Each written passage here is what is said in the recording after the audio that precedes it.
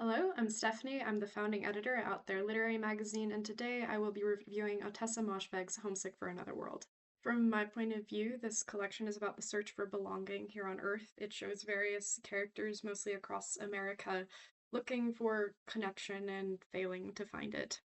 For example, the first story, called Bettering Myself, is about a teacher who lives out of a sleeping bag and fakes her students' test scores, who momentarily thinks that she might be able to reconnect with her ex husband, only to find that he's just called to pay her to never speak to him again. And um, long story short, she does end up exactly as she started out. In another story that I quite liked, called The Beach Boy, an American tourist returns to an island that he once visited with his wife in hopes of a more raw and primitive lifestyle, only to find that he can't really escape the consumerist dynamics of New York City. The Beach Boys that he dreamed of and idolized want nothing to do with him unless he has money. In fact, at the end of the story, he's drunk and gets swept into the undertow, and they will hardly help him out of the sand.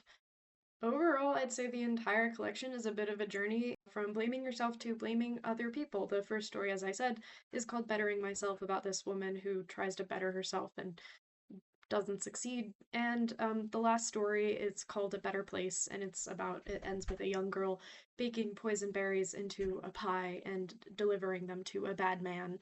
The act of delivering the pie and killing this bad man is an escape hatch into another reality, and I thought maybe it was a metaphor for, if you remove the things that are bad in this world, maybe that is the only way to get to an Earth that you genuinely feel that you belong in. Who knows? Most of the disconnect in these stories is predictably about not connecting to other people. One of my favorite stories, it's called No Place for Good People. It does end with a man snuggling his succulents because he can't relate to his wife or his daughter. I guess he does find some tolerance for the people he supervises at a facility for the mentally disabled, so that's something. In another story, called The Weirdos, a woman absolutely hates her boyfriend but likes the neighborhood. She hates everything about this man because he's so lost in fantasy. He won't stop rubbing a crystal skull made of plastic. He believes in aliens, and he thinks that a thrifted woman's blazer is a men's sports jacket. Nevertheless, by the end of the story, she does find some empathy for him. Perhaps her hatred shows her the way. She thinks maybe she was wrong not to have loved him because maybe he was the man of her dreams.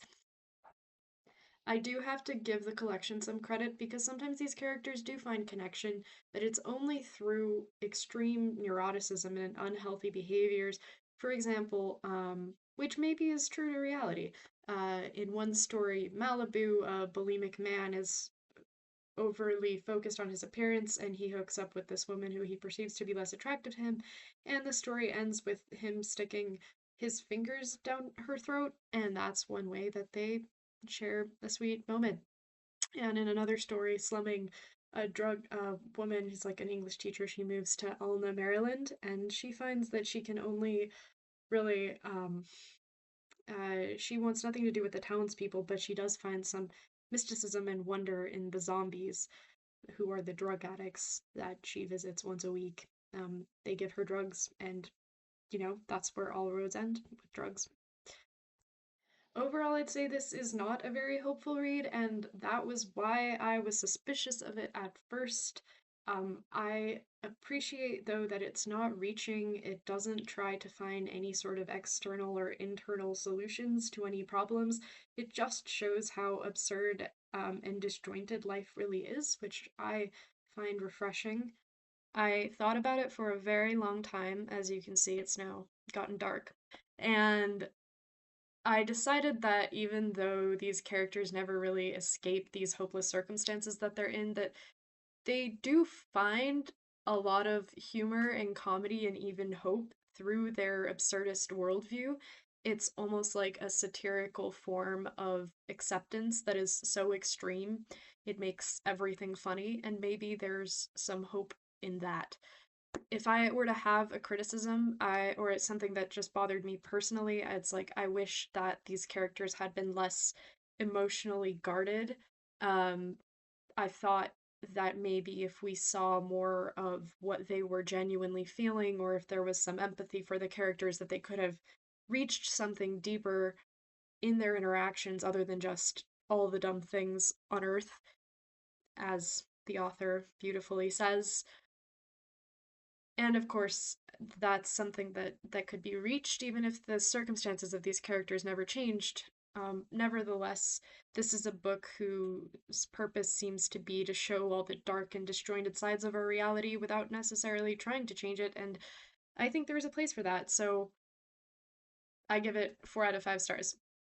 If you look over here, or maybe there, I have left my top 3 stories from the collection if you feel like looking into it. And if you want to recommend another story collection for me to review, I was gonna do Kurt Vonnegut's Welcome to the Monkey House because, we're on an absurdist streak here. So, yeah, thank you for listening if you listen to this entire thing, and have a lovely rest of your day or evening or